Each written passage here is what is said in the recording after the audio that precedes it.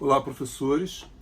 Meu nome é Carlos Eduardo e eu sou um dos autores da coleção A Poema. Hoje eu vou falar para vocês um pouco a respeito de como foi a produção desse livro em função da Base Nacional Comum Curricular. E para iniciar, vou mostrar um pouquinho aqui como é que esse trabalho, como é que a produção de um livro se inicia, como é que o autor ele trabalha. Se vocês observarem aqui, eu estou à frente do meu computador. Aqui vocês veem uma página, feita em um arquivo ainda do Word. E se vocês observarem agora aqui no meu tablet, isso aqui já é o livro, né? Exatamente na página referente que eu estava mostrando aqui para vocês. Bom, de agora em diante, eu vou sair um pouquinho da tela e vou mostrar para vocês quais foram os critérios que nós adotamos nessa coleção. Ok? Então vamos lá. Quando nós recebemos o convite de fazermos a reformulação no A Poema com base na BNCC, o primeiro aspecto que nós levamos em conta foram as competências gerais da Base Nacional Comum Curricular. São 10. Dentre elas, nós destacamos aqui alguns aspectos, entre eles, valorizar e utilizar os conhecimentos historicamente construídos, exercitar a curiosidade intelectual e recorrer a uma abordagem própria das ciências, incluindo a investigação, reflexão e análise crítica, valorizar e fluir as diversas manifestações artísticas e culturais, utilizar diferentes linguagens, verbal, oral, visual, motora, como libras e escrita, compreender, utilizar e criar tecnologias digitais de informação, valorizar a diversidade de saberes e vivências culturais e apropriar-se de conhecimentos e experiências que lhe possibilitem entender as relações próprias do mundo do trabalho e fazer escolhas alinhadas ao exercício da cidadania, argumentar com base em fatos, dados e informações confiáveis para formular, negociar, defender ideias, pontos de vista e decisões comuns que respeitem e promovam os direitos humanos, conhecer-se, apreciar-se e cuidar da saúde física e emocional, exercitar a empatia, o diálogo, a resolução de conflitos e a cooperação, e agir pessoal e coletivamente com autonomia, responsabilidade, flexibilidade, resiliência e determinação, tomando decisões com base em princípios éticos, democráticos, inclusivos, sustentáveis e solidários. Nós ficamos muito felizes quando lemos essas 10 competências, porque, na realidade, o nosso livro ele já contemplava todas elas. O próximo passo foi analisar as unidades temáticas, os objetos de conhecimento e as habilidades. Apesar de todos nós, autores, sermos professores de ciências, cada um tem a sua área de formação. Então, são 2 professores de biologia, um professor de química, no caso eu, e 2 professores de física. Eu, como professor de química, fui diretamente na parte da minha área de conhecimento.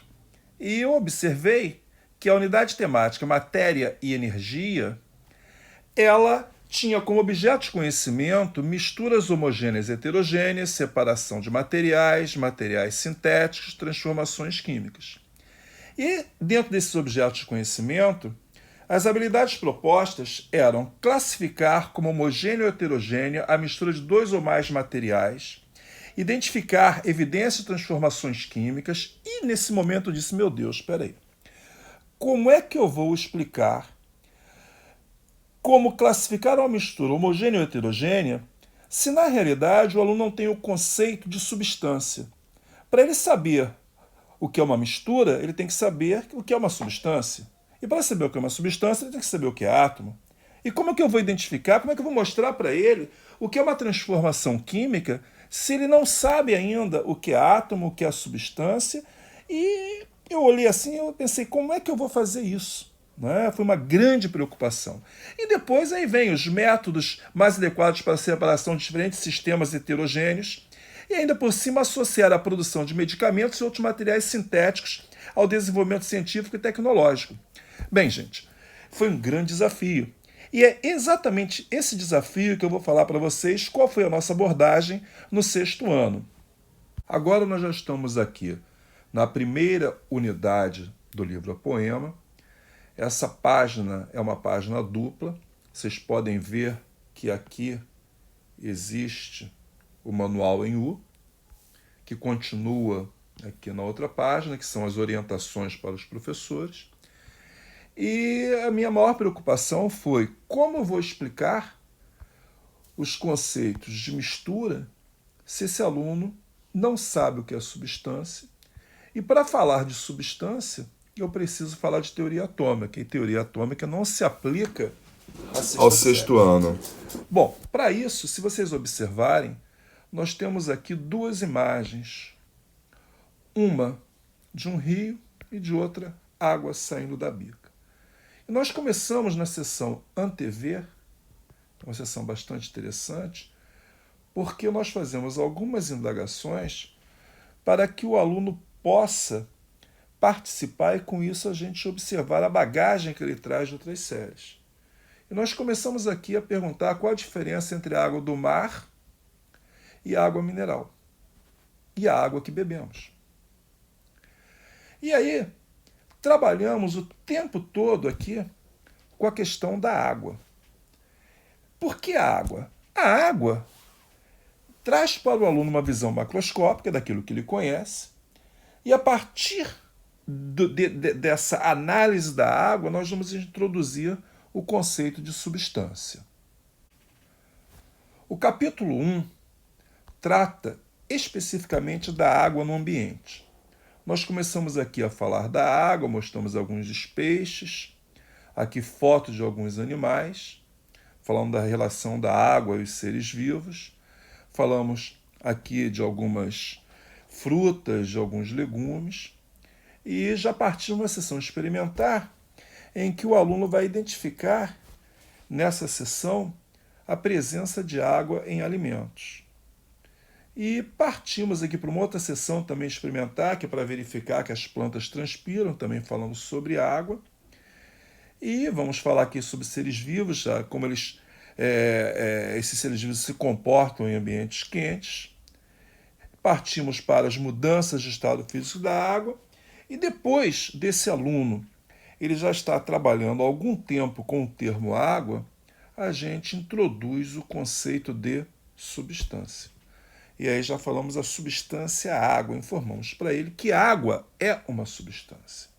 A partir daí, vem mais outras questões, como experimentar aqui, a gente começa a falar realmente sobre o termo substância água, falamos do ciclo da água na natureza, trabalhamos aqui com a seção viver, como usamos a água, é bastante interessante, e distribuição da água na terra, trabalhamos com águas subterrâneas, os aquíferos, trabalhamos com mais outras atividades que são aqui decorrentes, são exercícios decorrentes daquilo que foi trabalhado ao longo do capítulo, e partimos para o capítulo seguinte.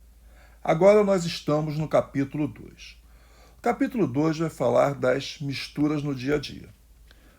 Partindo do princípio que no capítulo 1 o aluno trabalhou o tempo todo com água e aprendeu que água é uma substância, e certamente nesse momento, através dos experimentos, através de todo o desenvolvimento desse capítulo, que é o capítulo 1, outras substâncias foram faladas, citadas ao longo do capítulo, como cloreto de sódio presente na água do mar, que é o sal de cozinha.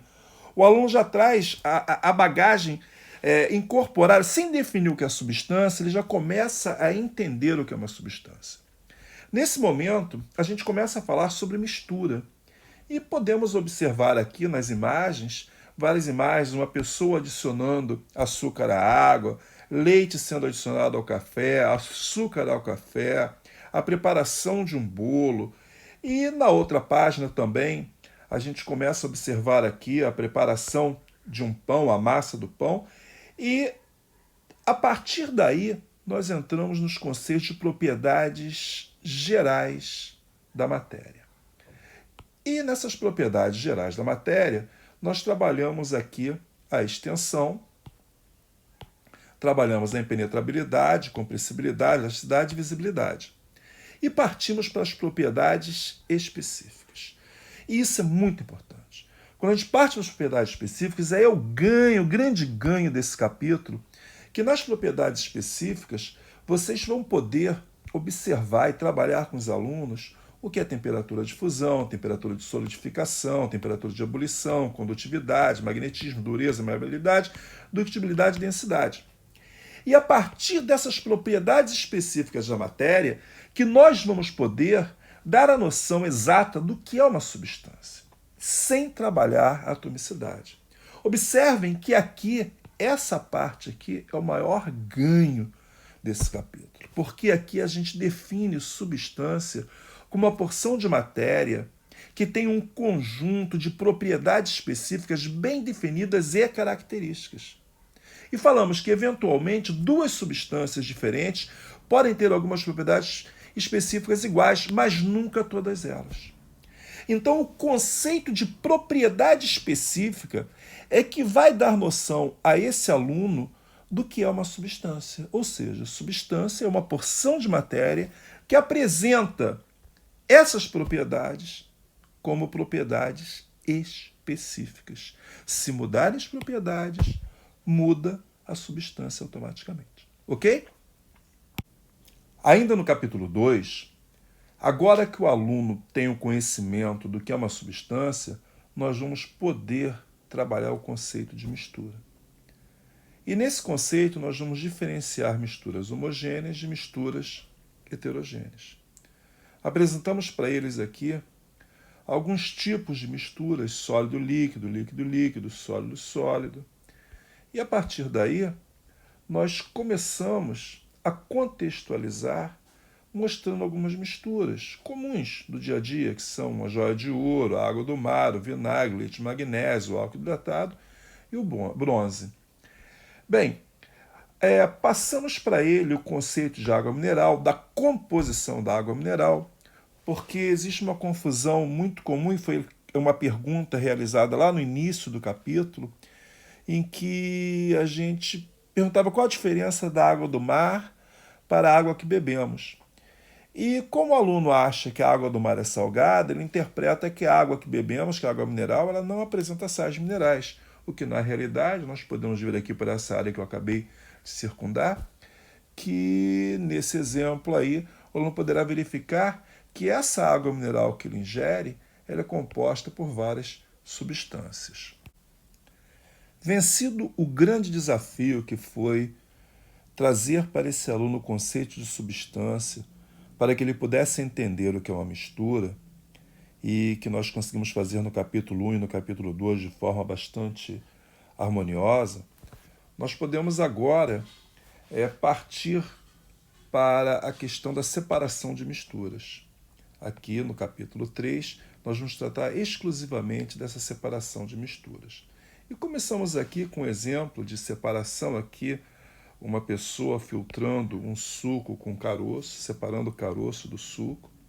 E vamos aqui para fazendo uma comparação em termos práticos do que você pode fazer no dia a dia e também do que é feito em laboratório. Aqui é uma filtração em laboratório, aqui você já começa a observar que damos exemplos do cotidiano, que seria a filtração das partículas presentes no ar, num filtro de condicionador de ar, e vamos fazendo da mesma forma, sempre trazendo aqui o que ocorre, o que é feito em laboratório e também o que é feito no nosso dia a dia. Essa contextualização é muito importante, esse vínculo que a gente estabelece entre o que pode ser realizado em um laboratório e também o que é feito no dia a dia, como aqui nos tanques de decantação, de tratamento de esgoto, entre outros. Apresentamos aqui outras técnicas de separação de misturas, catação, peneiração, ventilação, e vamos prosseguindo com mais outros processos de separação de misturas. Depois disso, o mais interessante aqui é que nós utilizamos esses processos vistos anteriormente para que o aluno possa compreender o tratamento da água. O tratamento da água é muito importante para que ele possa verificar o quanto esse bem é importante para nós, seres vivos. E verificar que não é simples, que aquela água que muitas vezes uma pessoa desperdiça para jogar, para lavar uma calçada, lavar um carro, ela passa por um processo de tratamento que não é um processo simples. Uma seção bastante interessante desse capítulo é essa aqui, pontos de vista. Nós apresentamos para o aluno 2 textos e normalmente esses textos são conflitantes. Um faz uma defesa e o outro faz de alguma forma um ataque, ou talvez não um ataque, mas simplesmente uma contestação ou uma outra visão de algum assunto que ora pode ser defendido e ora pode não ser defendido. E aqui nós usamos o flúor. Um texto aqui fala da importância do flúor na pasta dental e aqui ele fala da importância do flúor presente na água. Só que, em contrapartida, aqui nós podemos observar a opinião de dentistas falando do problema que o excesso de flúor pode causar nos dentes. Então, a partir desses textos, nós começamos a trazer algumas perguntas para que esse aluno desenvolva a sua habilidade em análise do texto, em reflexão e possa dar a opinião dele a respeito desses assuntos que muitas vezes são conflitantes. Nesse mesmo capítulo temos também o caleidoscópio. O caleidoscópio ele mostra como é que foi o tratamento d'água ao longo da história. É uma página dupla do livro, aqui está metade, uma parte da página, aqui está outra parte, e a gente caminha desde lá de 2900 a.C. até o século XX. Isso é muito interessante porque ele pode acompanhar o desenvolvimento tecnológico ao longo dos anos. Como vocês puderam ver, a unidade 1 é composta de 3 capítulos. Ao final de cada capítulo, há uma bateria de exercícios. Só que ao final do 3º capítulo de uma unidade, aparece aqui uma nova seção. Essa seção se chama Retomar.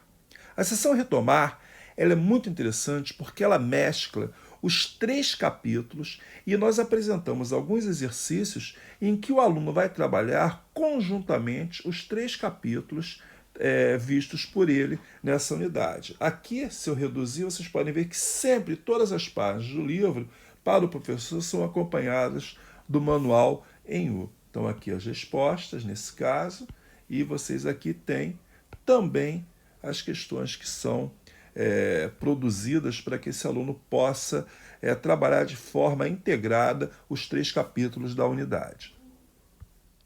Ao final da unidade, uma outra seção interessante é a visualização. A visualização ela possibilita retomar os conteúdos abordados nessa unidade por meio do esquema apresentado.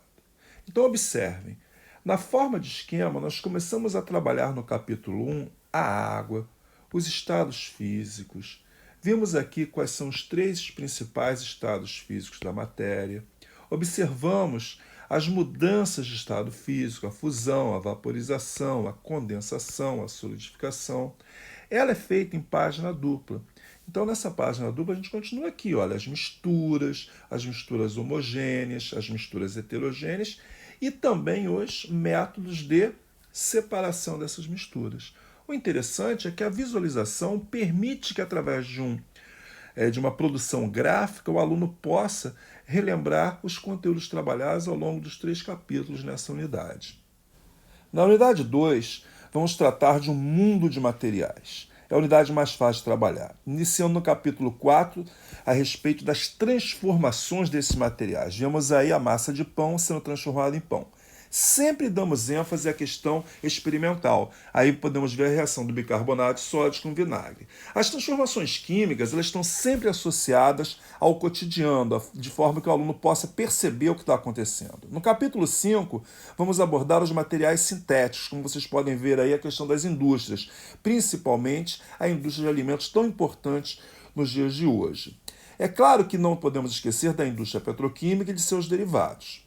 Já no capítulo 6, vamos trabalhar a sociedade e seus materiais. É uma relação entre os materiais e a sociedade de uma forma geral. Começamos com a questão da moradia, que é muito importante, lá na pré-história, e passamos até aos dias atuais na criação de novos materiais, com ênfase na área de saúde, na indústria farmacêutica e também sem deixar de levar em conta a indústria química de uma forma geral e, claro, sempre pensando no viés ambiental, como, por exemplo, na política dos 5 R's.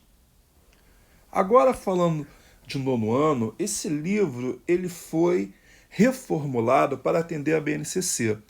Mas vocês, professores, que estão já usando o Apoema, que pretendem usar, fiquem tranquilos porque os conteúdos praticamente não foram alterados. O que foi alterado foi a abordagem. Se vocês observarem aqui no índice, por exemplo, o capítulo 1 ele fala de estrutura da matéria e radioatividade.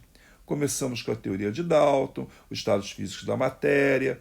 Observamos aqui já a questão da estrutura atômica, o modelo de Thomson, o modelo de Bohr, a estrutura do átomo. Aí falamos dos íons, das moléculas, formação de moléculas, propriedades gerais da matéria. Isso é interessante, isso foi visto no 6º ano, as propriedades específicas também, só que como esses conteúdos são trabalhados em espiral, aqui eles vão ser vistos com maior profundidade. Observem que o capítulo 2 vai trabalhar as substâncias químicas, vai trabalhar a organização dos elementos na classificação periódica. E aí vamos, claro, sempre trabalhando com a questão também da contextualização. Reparem aqui, ó, carência nutricional, os elementos químicos em nosso dia a dia, a seção conviver, a idade dos metais, e aí assim por diante. Não deixamos, claro, de falar em ligações químicas, e aí entramos com o conceito de massa molecular e vamos para a unidade do capítulo 3. No capítulo 3, ele é interessante porque nós aqui trabalhamos as evidências das reações químicas e também, quando trabalhamos as reações químicas, nós vamos utilizar aí uma parte que não havia, que foi solicitada pela IBNCC, que são cálculos químicos. Então, nesse livro, entra cálculos químicos e as funções químicas saem, elas são colocadas como conteúdos para a primeira série do ensino médio. Bem, gente, aqui se encerra a apresentação do trabalho. Eu me detive mais na parte de ciências com foco em química. E eu espero ter mostrado para vocês como é que foi a produção desse livro, principalmente no que diz respeito ao 6º ano e ao 9º ano. Espero que vocês tenham compreendido, porque realmente foi um trabalho assim muito primoroso. E quando eu observo o livro, não é porque eu tive a participação nele, mas realmente a coleção está espetacular. Espero que vocês gostem bastante. Apreciem com carinho. Um grande abraço para todos. Obrigado.